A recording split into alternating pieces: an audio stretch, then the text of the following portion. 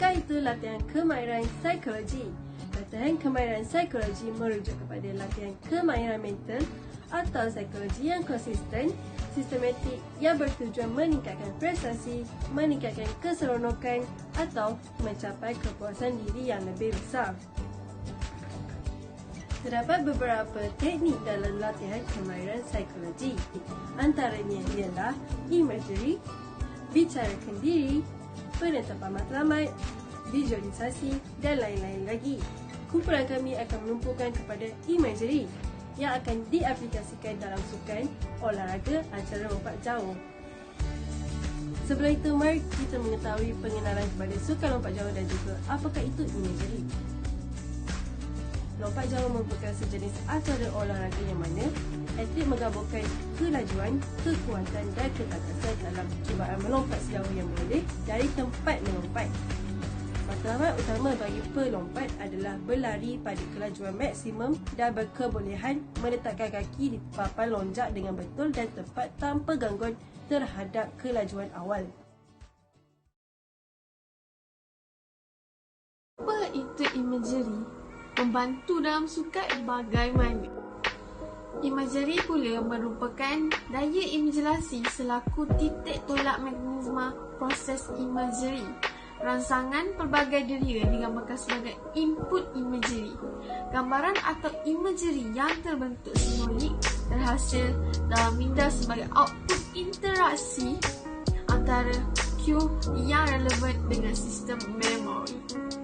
Imagery mental merupakan salah satu kombinasi latihan fizikal dan latihan mental yang memberi kesan kepada aplikasi kemahiran ini dan persediaan untuk peringkat prestasi. Menurut Angela Elder dan Golding pada tahun 1992 pula menekankan bahawa tentang peranan latihan imagery untuk mengingatkan sesuatu bentuk pergerakan, mengawal diri, mengenal pasti masalah dan memotivasi diri. Selain seseorang itu boleh merasakan kerja. Secara umumnya, imagery ini terbahagi kepada dua, iaitu yang pertama, imagery dalaman, yang kedua, imagery luaran. Imagery dalaman berlaku apabila seseorang itu dapat merasakan pergerakan seperti diri sendiri yang melakukannya. Imagery luaran pula berlaku apabila seseorang itu hanya melihat pergerakan tersebut. Pergerakan tersebut dapat dilihat dengan jelas, namun demikian beliau tidak dapat merasai sensasi pergerakan. Kita beralih pula kepada kegunaan imagery. Kegunaan imagery untuk menguasai kemahiran mental imagery ini memerlukan usaha, konsentrasi, disiplin dan latihan yang cukup. Imagery adalah satu teknik mental yang boleh digunakan untuk memperoleh kemahiran dan menyelesaikan masalah di dalam minda sebelum sesuatu pertandingan dan juga bagi memulihkan keseimbangan. Tujuan imagery ialah yang pertama, sebelum pertandingan, imagery digunakan untuk membantu dalam membuat gambaran strategi sesuatu pertandingan dan berlatih untuk meningkatkan aspek-aspek berkaitan permainan. Yang kedua, imagery juga digunakan untuk mengamati atau memeriksa rutin atau kemahiran untuk mengesan masalah dan membetulkannya dalam sesi latihan dan pertandingan. Assalamualaikum, saya Nik Muhammad Hakimi bin Ahmad, nombor metrik E201910241132. Kali ini saya akan menerangkan tentang jenis kemahiran psiko dan fizikal yang boleh ditingkatkan melalui imagery. Yang pertama adalah psiko. Psiko ni mampu meningkatkan tahap tumpuan. Meningkatkan tahap tumpuan ni sangat penting bagi seorang atlet untuk meningkatkan prestasi mereka. Apabila atlet mahu melakukan lompatan, mereka hanya fokus kepada lompatan yang ingin dilakukan. Mereka akan melakukan dengan tenang dan tidak memikirkan masalah lain. Yang kedua adalah memperkukuh ingatan tentang teknik lompatan yang ingin dilakukan. Contohnya, memperkukuh teknik lompatan sangat penting bagi mendapatkan step yang terbaik sebelum melakukan lompatan yang sebenar. Contohnya, apabila atlet melakukan lompatan yang sebenar, lompatan yang dilakukan tidak terbatal dan mendapat jarak yang terbaik. Seterusnya adalah fizikal. Yang pertama, dapat memperbetulkan teknik larian dan lompatan. Contohnya, atlet sebelum ni dia selalu lompat dan foul. Teknik larian pun ada yang betul, ada yang tak. Tapi bila dah melakukan imagery ni, dia buat dengan lebih yakin. Dia dapat lebih yakin untuk lompat dan teknik larian. Yang seterusnya adalah meningkatkan prestasi untuk mendapatkan kemahiran yang terbaik. Contohnya, atlet dapat meningkatkan prestasi semasa kepada prestasi yang lebih baik untuk mendapatkan kemahiran lompatan yang terbaik pada masa akan datang. Langkah yang pertama, duduk di tempat yang tenang dan tidak ada gangguan. Langkah yang kedua, tenangkan diri anda dan perlahan-lahan tarik nafas.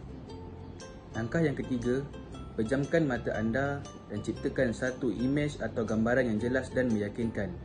Gambaran ini boleh terjadi merupakan satu jenis gambaran dari peristiwa yang pernah anda lalui ataupun gambaran tentang sesuatu yang anda inginkan.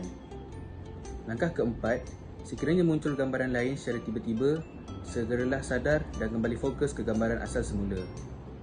Langkah yang kelima, fokuskan pada pernafasan anda sekiranya anda kehilangan gambaran yang diinginkan tadi.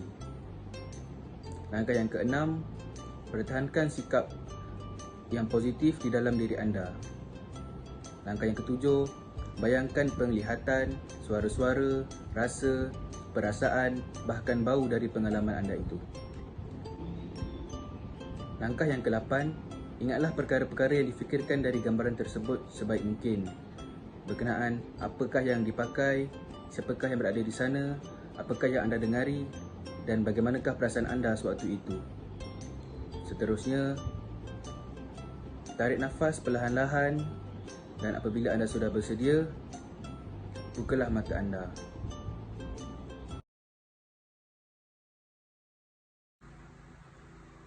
Aiman perlu bersedia untuk bertanding di dalam acara lompat jauh. Oleh itu, Aiman membuat latihan imagery sebelum pertandingan bermula. Bayangkan diri anda di balapan dan anda akan bersaing dengan atlet-atlet lompat jauh yang lain. Anda memakai sweater dan anda berpeluh. Fokus anda adalah pada acara lompat jauh. Anda berada dalam persekitaran yang bingit, cuaca yang panas, melihat matahari bersinar dan awan putih yang berarak. Perasaan anda sangat baik. Anda tidak sabar-sabar untuk bersaing dan berasa tenang. Anda tahu yang anda telah melakukan persiapan yang sangat baik. Anda telah melakukan latihan yang sangat banyak dan sekarang anda telah bersedia. Anda melakukan lari yang paling laju dan bersungguh-sungguh yang pernah anda lakukan. Anda memijak papan lonjak dan melonjakkan diri anda tinggi di udara. Anda berasa kuat dan yakin dengan lonjakan anda. Anda mendarat dan mendengar sorakan dari penonton. Anda bangun dan melihat jarak anda lebih jauh dari lompatan pertama dan kedua.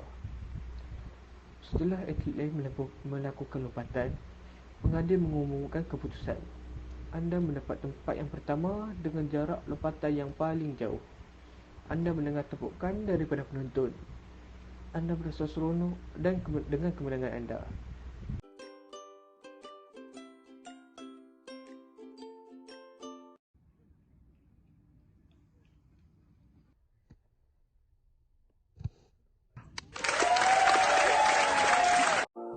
Secara kesimpulannya, teknik imagery ini menjadi salah satu faktor dalam menentukan kejayaan bagi seseorang atlet. Kemampuan menggunakan imagery yang bersesuaian dengan matlamat individu merupakan kunci utama bagi melihat keberkesanan dalam meningkatkan prestasi sukan. Itu sahaja daripada kumpulan kami. Sekian, terima kasih.